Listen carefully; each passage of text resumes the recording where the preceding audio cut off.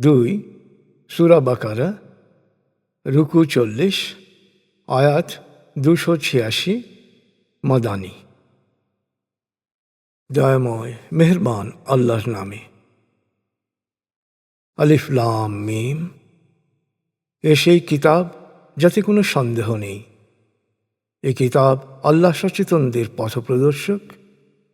আল্লাহ সচেতনরা গায়েবে অর্থাৎ মানুষের সীমাবদ্ধ জ্ঞানে বোধগম্য না হওয়া সত্ত্বেও অদৃশ্য বাস্তবতায় বিশ্বাস করে, নামাজ কায়েম করে, প্রাপ্ত রিজিক থেকে অন্যের জন্যে ব্যয় করে অর্থাৎ দান করে। আর হে নবী, তারা তোমার ও তোমার পূর্ববর্তীদের প্রতি যা নাজিল হয়েছে তা বিশ্বাস করে, সেই সাথে বিশ্বাস করে আখেরাতে অর্থাৎ প্রতিটি কাজের জবাবদিহিতায়। তারাই তাদের প্রতিপালকের নির্দেশিত সঠিক পথের অনুসারী এবং তারাই সফল কাম। আর যারা সত্যকে অস্বীকার করেছে, হে নবী, তাদের তুমি যতই সতর্ক করো না কেন, তারা কখনো বিশ্বাস করবে না। আল্লাহ তাদের অন্তরে মোহর মেরে দিয়েছেন, কানকে করেছেন বধির, আর চোখ ঢেকে দিয়েছেন পর্দায়। ওদের জন্য অপেক্ষা করছে কঠিন শাস্তি। 6 থেকে 7 আয়াতে আল্লাহ মনোবিজ্ঞান ও নিউরোসায়েন্সের একটি চিরায়ত সত্য প্রকাশ করেছেন। সত্য অনুসন্ধানে সহজাত বিচার বুদ্ধি প্রয়োগ না করে কুসংস্কার, ভ্রান্ত বিশ্বাস ও অবিদ্যা দ্বারা ক্রমাগত প্রভাবিত হতে থাকলে একজন মানুষের মস্তিষ্কের ওয়ার্কিং স্ট্রাকচার বা কর্মকাঠামো বদলে যায়। ফলে সে ব্যক্তির সত্যবাণী শোনার আগ্রহ ও সামর্থ্য দুই হ্রাস পায়। ক্রমান্বয়ে অন্তর্বিভ্রান্তির আস্তরে স্থায়ীভাবে আচ্ছাদিত হয়। এ মোহর লাগা ও কঠিন শাস্তি কোনো অলঙ্ঘনীয় নিয়তি নয়। এটি হচ্ছে প্রাকৃতিক আইন অনুসারে ব্যক্তির স্বাধীন পছন্দ ও কর্মের পরিণতি। একইভাবে বিশ্বাস স্থাপন ও সৎকর্মের পুরস্কারও হচ্ছে ব্যক্তির সহজাত বিচার বুদ্ধি স্বাধীন ও সঠিকভাবে প্রয়োগের প্রতিফল। সূরা বাকারা আয়াত 8 থেকে। আবার কিছু মানুষ মুখে বলে, আমরা আল্লাহ ও আখেরাতে বিশ্বাসী, কিন্তু ওরা আদৌ বিশ্বাসী নয়। ওরা আল্লাহ ও বিশ্বাসীদের ঠকাতে চায়। আসলে ওরা নিজেদেরই ঠকাচ্ছে, যদিও ওরা তা বোঝে না। ওদের অন্তর রোগগ্রস্ত, কলুষিত, আর আল্লাহ ওদের এই রোগ ক্রমান্বয়ে জটিল হতে দেন। ক্রমাগত মিথ্যাচার ও ভণ্ডামির পরিণামে ওদের জন্য অপেক্ষা করছে কঠিন শাস্তি। ওদের যখন বলা হয় পৃথিবীতে অশান্তি সৃষ্টি করো না, ওরা বলে আমরাই তো শান্তি বজায় রাখছি। সাবধান, ওরাই অশান্তি সৃষ্টিকারী, কিন্তু ওরা তা বোঝে না।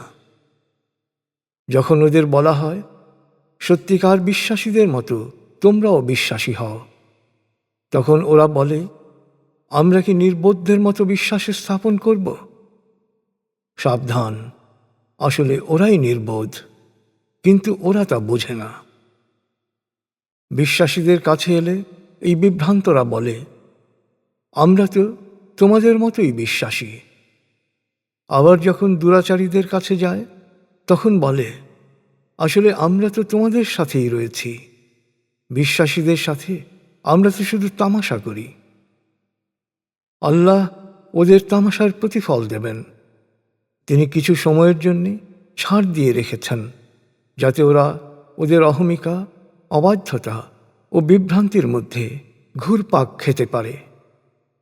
ওরা নিজেরাই হিদায়াতের সহজ সরল পথের বিনিময়ে বিভ্রান্তির পথ বেছে নিয়েছে। এই বিনিময় ওদের জন্য লাভজনক হয়নি, বরং ওরা বিভ্রান্তির বৃত্তে আটকে গেছে। ওরা আসলেই পথ হারিয়েছে। ওদের উপমা হচ্ছে এমন জনতার যারা আগুন জ্বালালো, আগুনে চারপাশ আলোকিত হওয়ার পরে আল্লাহ সে আলো সরিয়ে নিলেন। ওরা ঘোর অন্ধকারে ডুবে গেল। অন্ধকার ছাড়া আর কিছুই দেখার থাকল না। ওরা বধির, বোবা ও অন্ধ। সুতরাং ওরা আঁধারেই ঘুরপাক খাবে, আলোয় ফিরে আসতে পারবে না। অথবা ওদের উপমা হচ্ছে এমন যে ঘোর অন্ধকারে প্রবল ঝড় বৃষ্টি হচ্ছে, এর সাথে বজ্রের গর্জন আর বিদ্যুতের চমক। বজ্রের গর্জনে মৃত্যু ভয়ে ভীত সন্ত্রস্ত হয়ে ওরা কানে আঙুল দিয়ে রাখে। আল্লাহ সত্য অস্বীকারীদের এক বৃত্তে আবদ্ধ করে রেখেছেন। বিদ্যুতের ঝলকানিতে ওদের দৃষ্টিশক্তি আচ্ছন্ন হয়ে যায়। আবার বিদ্যুতের আলোয় যখন হঠাৎ সামনের কিছুটা দেখতে পায়, তখন ওরা এগুতে থাকে। আবার যখন ঘোর অন্ধকার চারপাশ ছেয়ে ফেলে, তখন ওরা থমকে দাঁড়ায়। আল্লাহ ইচ্ছে করলে ওদের শ্রবণ ও দৃষ্টিশক্তি পুরোপুরি কেড়ে নিতে পারতেন। নিশ্চয়ই আল্লাহ সর্ববিষয়ে সর্বশক্তিমান।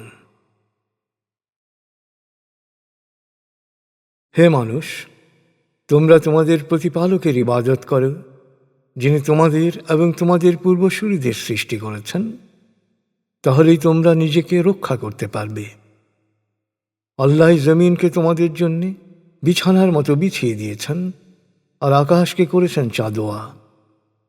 তোমাদের জীবিকার জন্যে তিনি মেঘমালা থেকে পানি বর্ষণ করে ফল মূল ও ফসল উৎপাদনের ব্যবস্থা করেছেন। সুতরাং তোমরা জেনে শুনে আল্লাহর সাথে কাউকে শরিক করো না। আমি আমার বান্দার প্রতি ধাপে ধাপে যা নাজিল করেছি, তাতে যদি তোমাদের কোনো সন্দেহ থাকে, তবে এর মতো একটিমাত্র সূরা রচনা করো এবং আল্লাহ ছাড়া তোমাদের সব সাহায্যকারীকে ডাকো। যদি তোমরা সত্যবাদী হও, তাহলে একটি সূরা এনে দেখাও। আর যদি তা না পারো, এবং তা তোমরা কখনোই পারবে না, তাহলে সচেতন হও জাহান্নামের আগুন সম্পর্কে, যার জ্বালানি হবে মানুষ ও পাথর।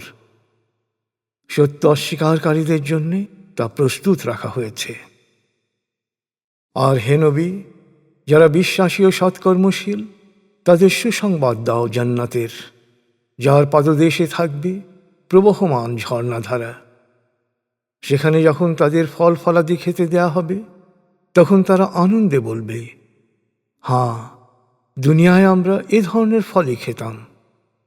সেখানে তাদের সাথে থাকবে পবিত্র সাথীরা, এবং সেখানে তারা থাকবে চিরকাল। আল্লাহ মশা বা তার চেয়েও ক্ষুদ্র কোনো কিছুর উদাহরণ দিতে সংকোচ করেন না, কারণ বিশ্বাসীরা জানে যে এই সত্য উদাহরণ তাদের প্রতিপালকের কাছ থেকে এসেছে। আর সত্য অস্বীকারীরা প্রশ্ন করে যে আল্লাহ কি উদ্দেশ্যে এমন উপমা দিয়েছেন। এভাবে একই উদাহরণ দিয়ে আল্লাহ অনেককে পথভ্রষ্ট হতে দেন, আর অনেককে সত্য পথে পরিচালিত করেন। অবশ্য আল্লাহ ফাসেক বা সত্য পরিত্যাগকারী ছাড়া কাউকেই পথভ্রষ্ট হতে দেন না। আসলে যারা আল্লাহর সাথে দৃঢ় অঙ্গীকার করার পর তা ভঙ্গ করে এবং আল্লাহ যে সম্পর্ক বহাল রাখার আদেশ করেছেন তা ছিন্ন করে এবং দুনিয়ায় অশান্তি ও বিশৃঙ্খলা সৃষ্টি করে, নিঃসন্দেহে তারাই ক্ষতিগ্রস্ত। তোমরা কিভাবে আল্লাহকে অস্বীকার করো? তোমরা নিষ্প্রাণ ছিলে, তিনিই তোমাদের প্রাণ দিয়েছেন। এরপর তিনি তোমাদের প্রাণ হরণ করবেন, আবার তিনিই তোমাদের পুনরুত্থিত করবেন, আর শেষ পর্যন্ত তার কাছেই তোমাদের ফিরে যেতে হবে। তিনি জমিনের সব কিছু তোমাদের জন্য সৃষ্টি করেছেন, আর তিনি তার সৃজনশীলতা প্রয়োগ করেন মহাকাশে।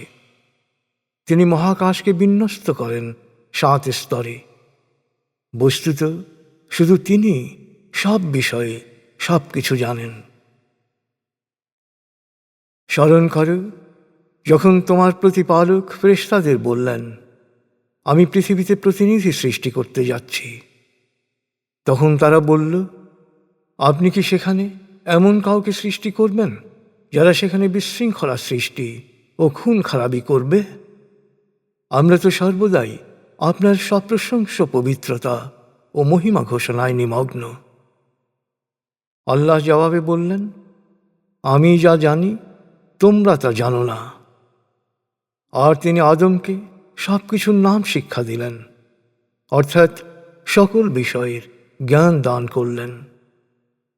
এরপর এক এক করে সব কিছু ফেরেশতাদের সামনে হাজির করে বললেন, তোমরা এগুলোর নাম আমাকে বলে দাও, যদি তোমরা সত্যবাদী হও।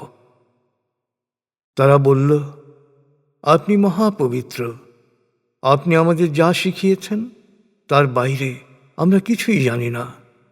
আপনি প্রজ্ঞাময়, মহাজ্ঞানী।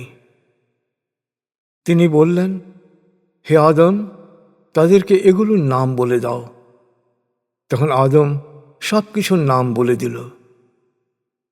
এরপর আল্লাহ ফেরেশতাদের বললেন, আমি কি তোমাদের বলিনি মহাবিশ্বের সব কিছুর অন্তর্নিহিত বাস্তবতা শুধু আমিই জানি, এবং তোমরা যা প্রকাশ করো বা গোপন রাখো তাও আমার জানা। এরপর আমি ফেরেশতাদের বললাম, আদমকে সিজদা করো। তখন ইবলিস ছাড়া সবাই সিজদা করল। ইবলিস অহংকার বশত আমার আদেশ অমান্য করল, ফলে সে সত্য অস্বীকারীদের অন্তর্ভুক্ত হল। আমি বললাম, হে আদম, তুমি ও তোমার সঙ্গিনী জান্নাতে বসবাস করো, সব কিছু ইচ্ছে মতো খাও, শুধু ওই গাছের কাছে যেও না। যদি যাও তবে তোমরা জালিমদের অন্তর্ভুক্ত হবে। কিন্তু শয়তান তাদের উভয়কেই প্রলুব্ধ করল, পরিণামে জান্নাত থেকে তারা বহিষ্কৃত হল। আমি বললাম, ইবলিস ও তোমরা একে অন্যের শত্রুরূপে দুনিয়ায় যাও, কিছু কালের জন্যে তোমরা সেখানেই জীবন যাপন করবে। এরপর আদম তার প্রতিপালকের কাছ থেকে কিছু দিক নির্দেশনামূলক বাণী পেল। গভীর অনুশোচনায় সে তওবা করল। আল্লাহ তাকে ক্ষমা করে দিলেন।